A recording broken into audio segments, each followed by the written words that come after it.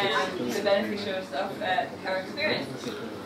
And Dr. Jorge Cham was really into his computer at this moment, and we're trying to figure out some technical problems. Is the creator of PhD Comics, as you know, and co-producers of PhD TV, and it's gonna be really interesting. So,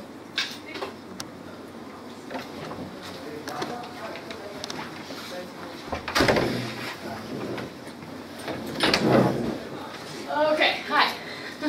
Today we're going to talk to you about how to make science videos for the internet.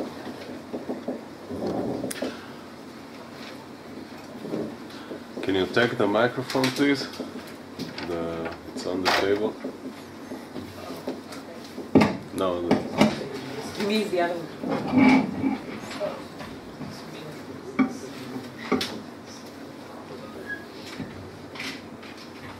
Hello. Now I just want to sing karaoke. Okay, so how to make science videos for the internet, aka making magic.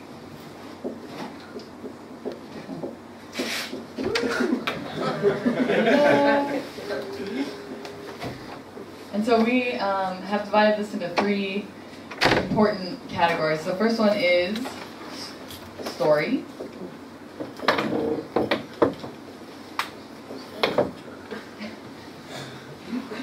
The second one is information.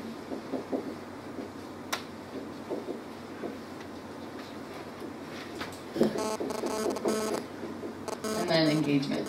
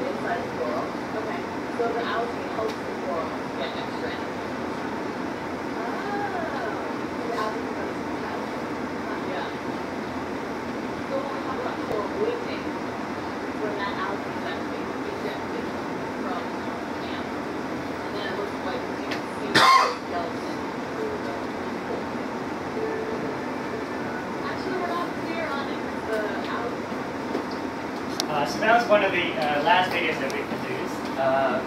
It featured Kate in it, so she got a grant to produce this video from the National Science Foundation, I think, in the United States, as she contacted us and worked with us to have the hard job of flying down to Curacao, sitting on the beach and making this video. It was hard. So now Kate is going to talk to you a little bit about story and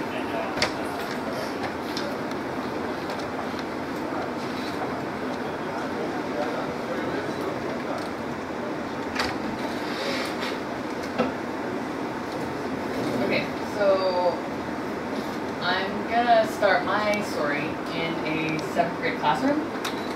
The teachers ask the students in 7th grade, like 10 or 11 years old, ask them to sit down and draw what they think a scientist looks like. One little girl, Amy, draws this. This is perfect, right? I mean, this is what I think of when you say scientist, and I am a scientist. But the genius part of the assignment was that the teachers then took the students to a real research lab, where they met real scientists and they learned about their work. And when they got back to the classroom, they asked them to redraw the assignment. And so the same little girl who drew this, Amy, then draws this. And she writes, "Scientists are normal people." So this is it. I think if we can take this message of scientists as normal people, we can engage a broader audience in our work. So today I'm going to talk a little bit about how to tell a story about your science. And before I get into stories and science, let me first share with you my story. So I'm a PhD student at the Scripps Institution of Oceanography. Well, okay. This isn't, well, technical difficulties. Pretend like this baby picture isn't here. Well, anyway. Well, so this is a picture of me that you can't see on a scientific expedition to one of the most remote coral reefs on the planet. And what I'm interested in looking at is how corals respond to climate change without the human impacts like fishing and pollution. So I go to remote uninhabited islands and I watch corals grow. And then I click to this slide and I say, but I didn't start out here, I started here. And I didn't grow up wanting to be a scientist, I grew up very interested in art. And I used to refer to this as my rebellious art phase. But I realized as I've gotten more into communication that that's actually not it at all. I was always interested in science, I was always interested in exploring the world, but I didn't think I could do science because I had this idea that only the top nerdy students, that was it became science. And so as I got more into science research, I realized that that's not the case, right? Research can actually be fun and you don't have to be a nerd to like. But as I got more into it, I realized that there was a gap between what scientists are communicating and what the public is receiving. And this is never more apparent to me than when I sit down on an airplane and someone asks me what I do, and I say, I'm a marine biologist. And then they think I do this. And I'm sure some of you are marine biologists in this room, but I would like to take this opportunity to tell you that unfortunately very few marine biologists can speak intelligently about dolphins. So I won't be answering any questions about that. But I began to wonder if I could tell people my story and the stories of scientists that I knew, could I change the public's perception of science? And so I think the first thing that I want to tell you is that when you're speaking to someone about your science, you want to give them the information, but the first thing that you really need to do is engage them in your topic. So you need to motivate your audience to care about what you're speaking. And oftentimes it's just the facts, right? Like climate change is real, I can give you the facts. But if you really want someone to remember your story and to care about it, then you need to start by engaging them. And this is going to work best if you do it with one idea. So you need to identify your core message. And my latest favorite fun fact is that half of the oxygen you're breathing right now has been produced by algae living in the ocean. So a lot of what I have to overcome when I'm communicating my own science is I need to get people to care about the ocean in the first place. Because we're not in the ocean now, right? We're on land. And so right now you can thank the ocean for every other breath that you take. So that's just one example. Okay, and then I like to draw parallels between how to tell a story and how to write a science paper. Because I think a lot of you in this room are scientists, so I'm assuming you know how to write a science paper. So the first, maybe not the first thing that you do, but the first part of your science paper is the introduction. And when you first start your science paper, you give the backstory. And when we're talking about science, we'll sometimes call this the hook. So this is what grabs you in and what makes your science relevant. And then in your objectives, you say what you're going to do, and oftentimes this is some type of solution to a problem that your science is getting at. And then the plot is your methods and how it got done. And a lot of times we just present our most important result, which is great, but science isn't just getting the result, right? Like it took you a long time to get there. You probably tried like 10 methods that didn't work before you found one that did. And I often find that sometimes sharing that story can be powerful. And then the end of your scientific paper is a discussion, and sometimes you give a conclusion paragraph at the end, and it's the same with the story. You want to give them your really interesting result. And then, do you guys know what an elevator pitch is? Okay. So when I'm telling the story of my science, I like to start with the elevator pitch. So far we've talked about picking your one idea and then crafting your story about the science, and you can do all of that in your elevator pitch. So your elevator pitch should follow that. It should be a couple sentences of backstory and hook, and then how you got there and what your result was. Okay. And you need to do it in language that normal people can understand. And as a scientist and a normal person, this should come naturally to you. It's just hard to get out of the knowledge base that you're in. Okay. Now we're going to take those ideas and talk about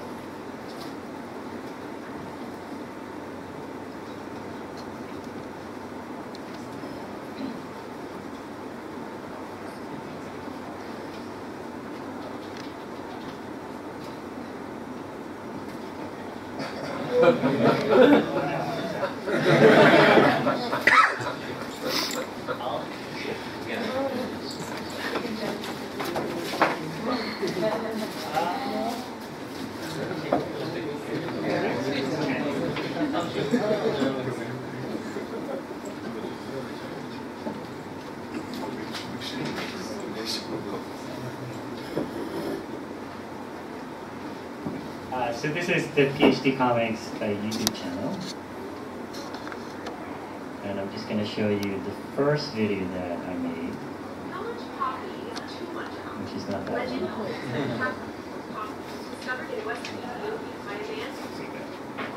It's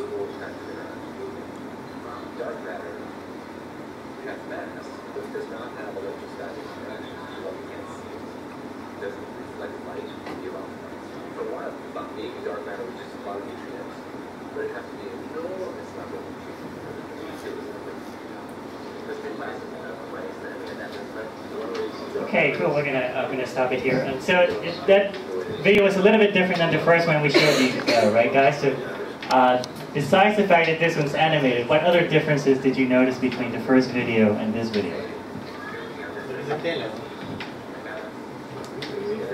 Say it again. A storyteller. It's not an interview. Yeah, it's a storyteller. It's just there was no interview. There was no what else?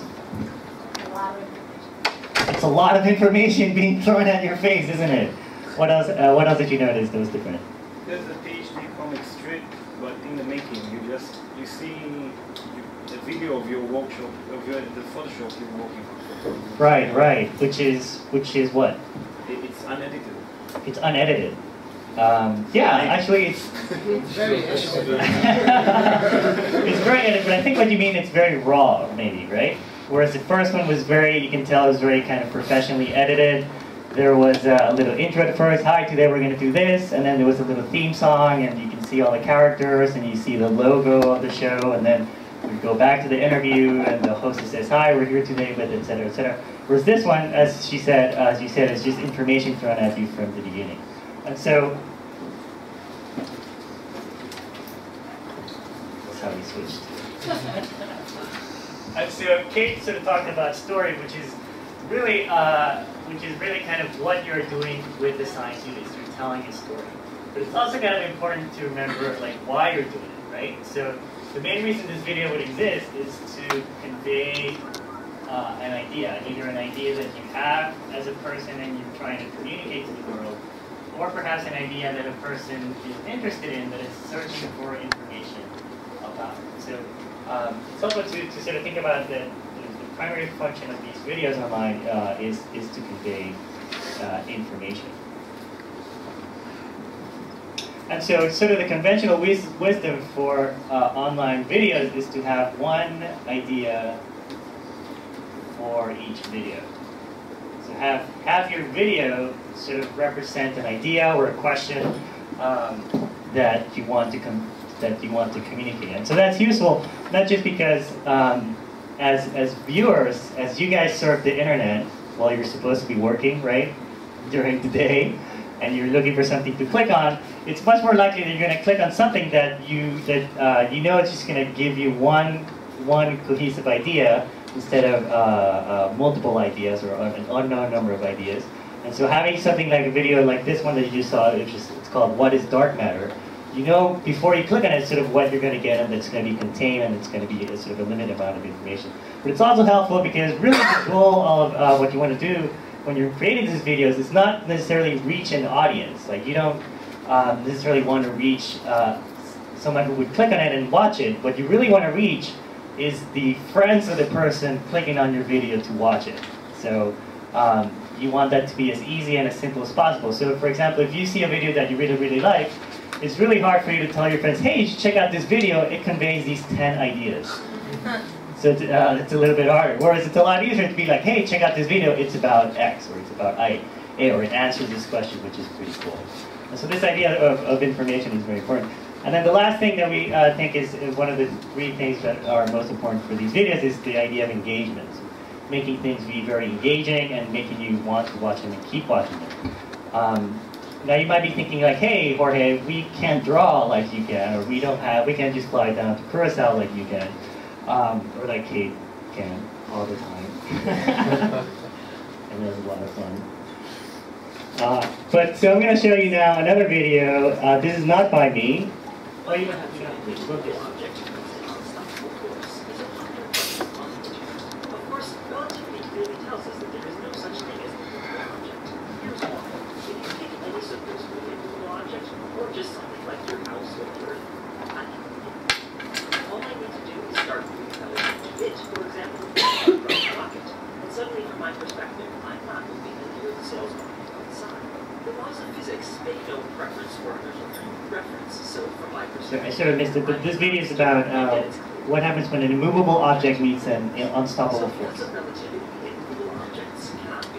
But what I think people normally mean by immovable object is something that if it's not moving, you can't make it start moving by pushing on it. So not an immovable object, but an unacceleratable one. Using Newton's second law, we know that an object's acceleration is equal to the total force divided by its mass. We probably see this as mathematical speed. So an unaccelerated object would be an object with infinite mass. An object so massive that no matter how big its total force is, divide that by number, you always get 0. Of course, as we've said, not being able to accelerate an object doesn't necessarily mean the object isn't moving. It just means that you can't directly change its speed. If it's not moving, then it'll stay not moving. And if it's moving at 100 miles an hour, then it will stay moving at 100 miles an hour. So, what about an unstoppable force? Well, all the fundamental forces in nature are actually caused by particles.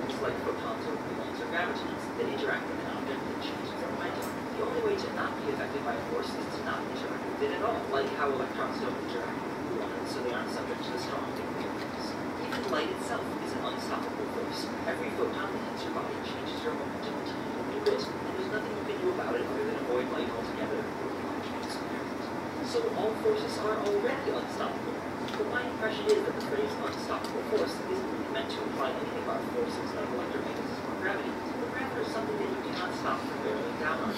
That is, an object whose velocity can be changed by pushing it. So if by an unstoppable force we mean an object moving at a speed that can be changed, then that means the object can accelerate. But wait a second, this sounds familiar. Recalling what we learned earlier, an unstoppable force must be an unaccelerable object. And that means that an unstoppable force and an immovable object are really just the same, even from different reference frames. Now, since infinite mass requires infinite energy, we don't know of anything in the universe that behaves like this. Not the least because it would automatically be a black hole so big that everything in the universe would be inside of it. But what if we ignored gravity and imagined there were unaccelerable objects? Well, first it would be an infinite source of free power and would allow us to live in a 100% neutral society and break the second law of thermodynamics and probably create order of time travel too. But more importantly, only two of these infinitely massive unaccelerated objects would move towards each other and collide with each other, since by definition it's not possible for the velocity of either of them to change. The only possibility is that they must pass with each other, no effect on each other.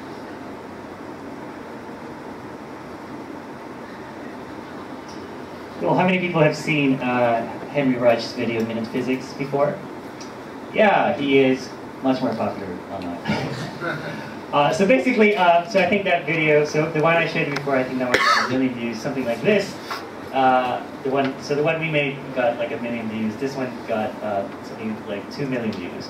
And so I think the take-home lesson from that is that you do not need to know how to draw. You can just draw stick figures and be even more, get more people to watch it. But what are some of the other things you guys noticed about this video also that was different than some of the others that I showed earlier? Science. What's that? I mean, as a physicist, I know there's a lot of things that are wrong in that video. Oh, yeah. So it's wrong. That's one thing. Well, it's funny. It was funny. Yeah, it was funny. It was entertaining, right? It was engaging. And so that's kind of the other next topic that we sort of want to cover, which is engaging. And so how do you make something engaging? Well, it turns out Henry Reich, the guy who made that video we just saw, also he's, I think he now has something like 2 million subscribers on YouTube. So every time he posts something, 2 million people get something in their inbox. But he's also very open sort of about how he got started and how he made these things. And so he posted a video that where he talks a bit about how he started making these videos.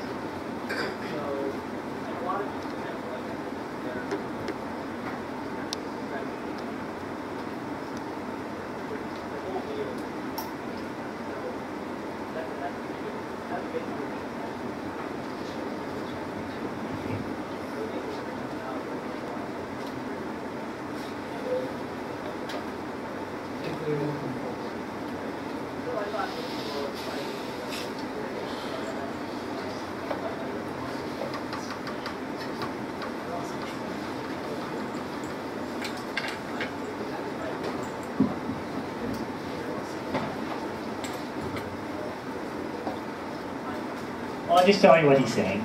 So you could put the microphone near the speakers of the laptop or the computer or something. I don't know, it's not over there for sure. It's somewhere. That sounds like it's going to end badly. Yeah, very good. So it's So basically, he's just basically saying that one day he had 2 months of free time, so he just decided to make these videos one a day. And he asked himself, what am I going to do? And so he just started drawing these videos as you saw in the setup that he showed in the picture. Basically, you don't really need much to make these videos. He just had a camera, some lamps, and a tripod, and he just put a piece of paper there and started drawing and recording his voice. And the next thing he talks about here is that how YouTube is sort of a world on its own. So, and that it's how easy for you to connect your YouTube videos to all these different things.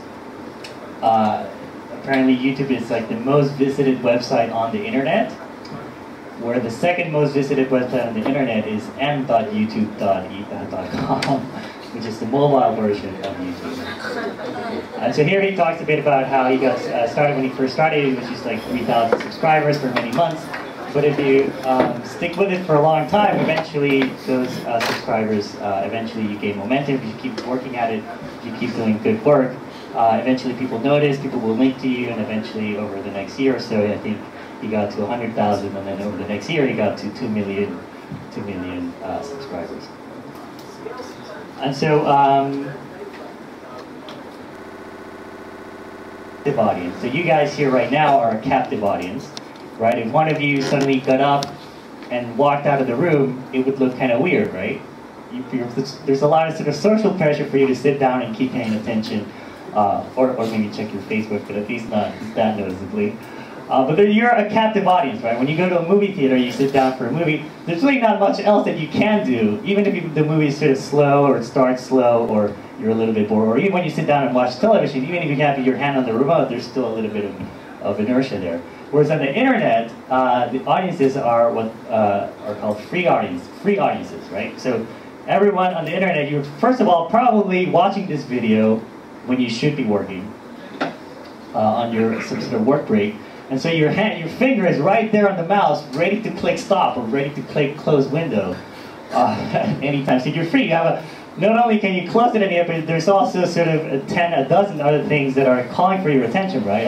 Your friends on your Facebook feed saying, hey, you should check out this article, you should check out this video, you should check out this photo. And so the audience is a lot different than a captive audience. And so when you make videos for the internet, you really have to kind of separate your brain from what maybe you remember as, oh, I remember seeing a cool Discovery Channel video or something where you were a captive audience. You have to remember that the audiences out there are free audiences and they're ready to click away. And so how do you make something engaging? Well, sort of the main two ways that I've sort of noticed that happens is by making your video connect to your audience or making it creative and fun and interesting. But what I mean by connect is, some of you may have seen this video also. This is Vsauce, who has I think 8 million subscribers on YouTube.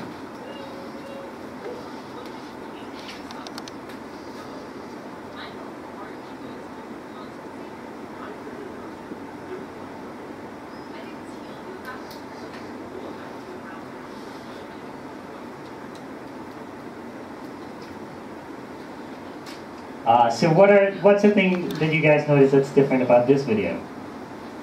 So I clicked play, and what happened to the screen?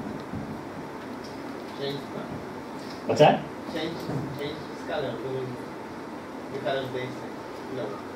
Yeah, the script is funny. What he's saying is funny. There's a story. He's telling a story, right? But he's basically threw his face on the screen and looked directly at you right away, right? There was no theme song again. There was no introduction like, hey, my name is... He just got up on there, looked at you in the eyes, and started giving you information. And so that's kind of what is the popular model for videos on YouTube, which is have someone, a person, connect with you directly. And so that makes it a lot harder for you to click away, right? If someone's looking at you and talking to you, it's going to be kind of rude if you sort of look away and start doing something else. And so that's one way to be sort of engaging. The other way is to be sort of creative, using these drawing techniques or being funny or trying to come up with clever ways to convey your information. I think that's it, right? Do we go into the exercise now? Oh, yeah. Yeah, so those are kind of sort of the ideas behind making these science videos. And so the magic that we promised you guys earlier, I think the magic comes from when you remember that what you're making is a video. And so what is a video? A video is both audio and visual. So when those two things come together in sort of interesting ways and complementary ways, or sometimes disparate ways to sort of challenge you and make a joke or try to be clever, that's kind of when the magic of a science video happens. If it's also doing all these other things, telling you a story, giving you the information up front, and being engaging, and preventing you from clicking away the video. And so for the exercise that we're going to have for you guys here today,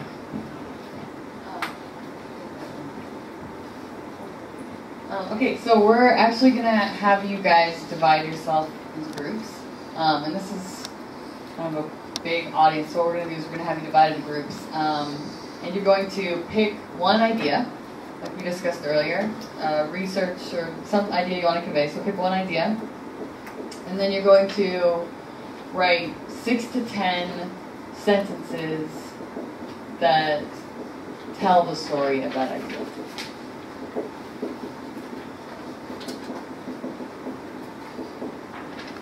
And then you're going to come up with a doodle for each one of those sentences. And it can be stick figures, it can be, whatever you want. And you're going to... What is that? These are sentences. Oh. Okay, and then you're going to remove the extra information. So sometimes you just need the image, you don't need the sentence. Sometimes you need the sentence and not the image. So you're going to edit what you have. And then don't forget that you want your hook at the beginning to grab you and pull you in.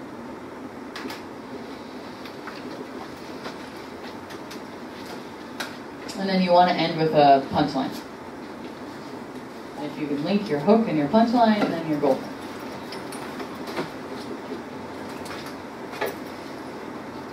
So basically, you guys are going to do what we just did for you guys here today, which is that you're going to get together into these groups, you're going to take an idea, write some sentences about it, come up with an illustration for each one of those sentences, then you're going to go back, and that's kind of what the magic happens, is when you go back and you try to see what you can cut out of the sentence or out of the image to make the two really kind of work well together. And then you're going to make sure that your first sentence is a hook and your last sentence is a punchline. And then we're going to have each group come up here and basically do what we just did, which is while one person reads these sentences out, the other person is going to be drawing out the back. So like a live performance. Like a live performance. So just because we couldn't have you guys kind of learn editing software right now, what you're going to do is you're going to do basically everything except the editing of the software. You're going to design this video and you're going to perform it live for the rest of the audience. There's groups of 4.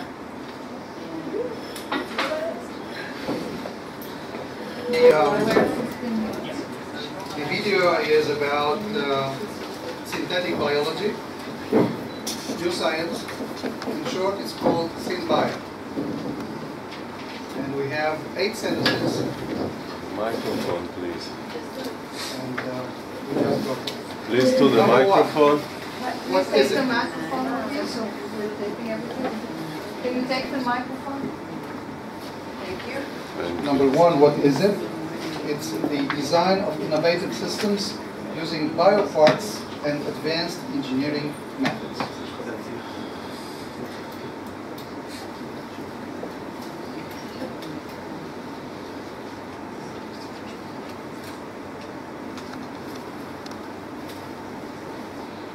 Number 2, what's the goal? The goal is to create green, sustainable solutions instead of harmful hardware.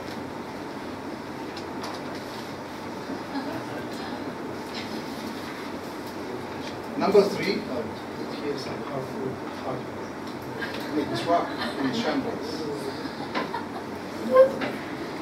Number 3, why is it interesting? Why is it the tool of the future? It's because it is a novel tool meant to solve hitherto unsolvable problems.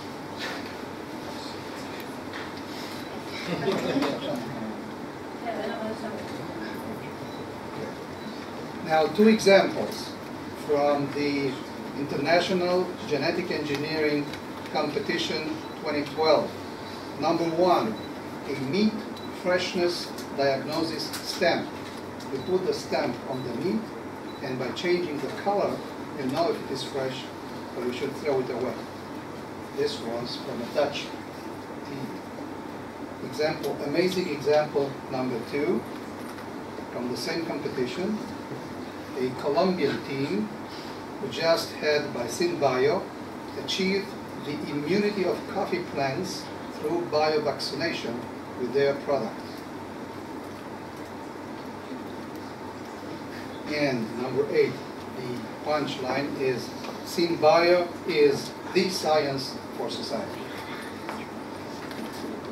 All right.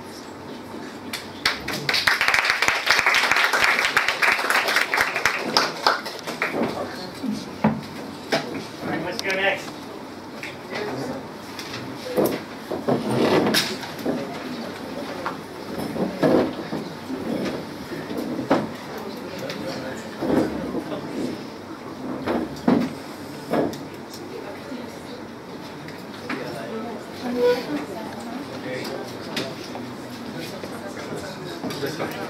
Yeah, go for it. Okay. We want to talk about a very strange algorithm. Microphone, please. We want to talk today about a very strange algorithm. The algorithm is how to make decisions while you're facing uncertainty. And the example that we will give is how to hire a secretary. So we have all these secretaries, and our goal is to find the best one. Of course, if we had all the secretaries in front of us, we would see which one is the best, and of course we would choose that. Okay. In real life, we interview the secretaries one by one. So they're all waiting for their interview. We're all waiting for their interview. And after we interview a secretary, we have to make a decision online whether we should hire her or not. Good. Order is important. So we can consider two cases.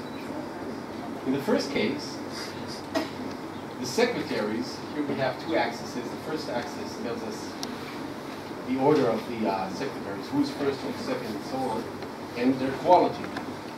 So it might be the case that the first person we are interviewing is the best, and the rest are not so good.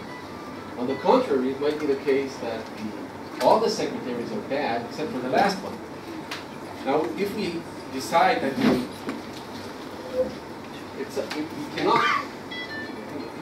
we cannot make a decision at the end. So if we didn't hire the first one, we're going to be stuck with all the crappy secretaries. And if we wait until the end, we're going to have to take the last one. We don't know which secretary we're going to make a decision. And we might have a situation like this. We see a good secretary, we say, well, maybe we see a better one later, and then it goes like that, and we can't make a decision when to hire the secretary.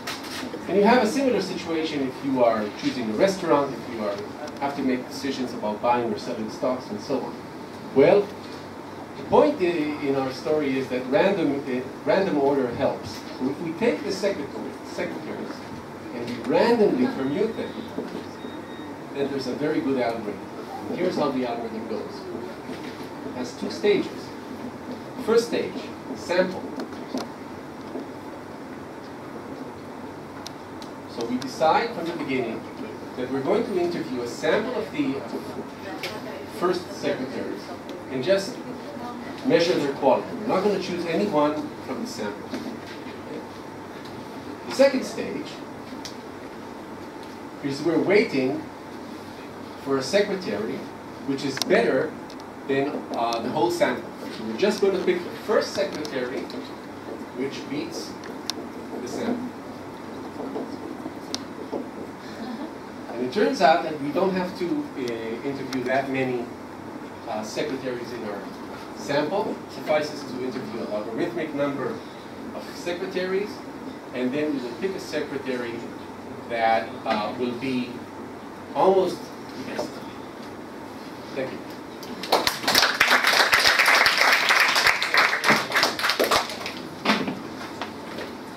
Great. We have time for one. Maybe you could give us some feedback so we can learn from what they did, so we can give us some comments about what they did. Well, that's soon found out that's not really how the internet works. In a very real way, my opinion, what I think of this video is not Microphone, please. You're going to get a lot. Microphone. That was really great. Congratulations. That was great the way that he was inserting sort of jokes and asides. Sometimes he would. What's sometimes really cool is when you can tell that the drawing and the narration are sort of, they started the same place, they seem to diverge like he was doing, and then at the end they sort of converge at the end of the part. So that was really great. I think we have time for one more. All right. She raised her hand first, so we'll give it.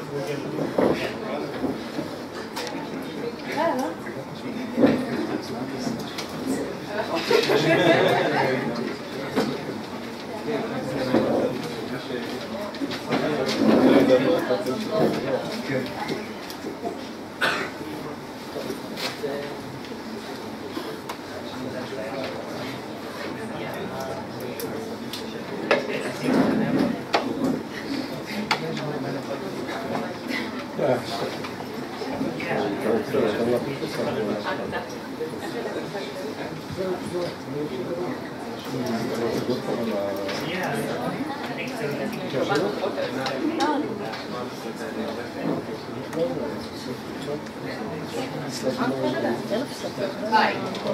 So we want to tell you today about depressed rats. Depressed rats. So at any given moment, 1 in 20 people in the world at this moment right now are depressed. And half of these people don't respond to treatment at all. So we need more efficient drugs to treat depression. Now, to do that, we need to study what depression actually is in the brain. Of course, we can't go around slicing up the brains of depressed people. That would not be quite so nice. Fortunately for us, please closer to the mic. Sorry. Fortunately for us, there's a kind of rat that behaves like depressed people all the time. Now, we can study these rats to test out treatments and drugs that we currently have for depression, or any future treatments that we might come up with. For instance, today we use drugs like Prozac that raise the levels of serotonin in the brain.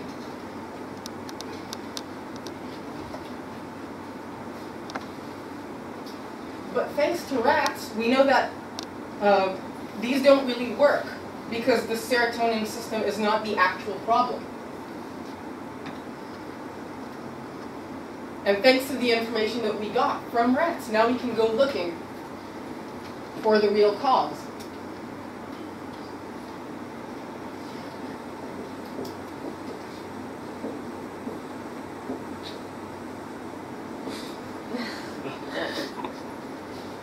Thank you.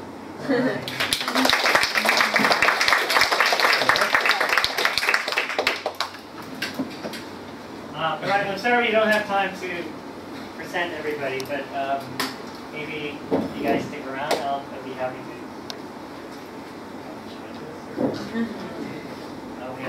We have to leave the room. So unfortunately we can't get everyone, but hopefully you learn a lot just by going through the exercise and seeing how the other groups did. So thank you so much. Thank you.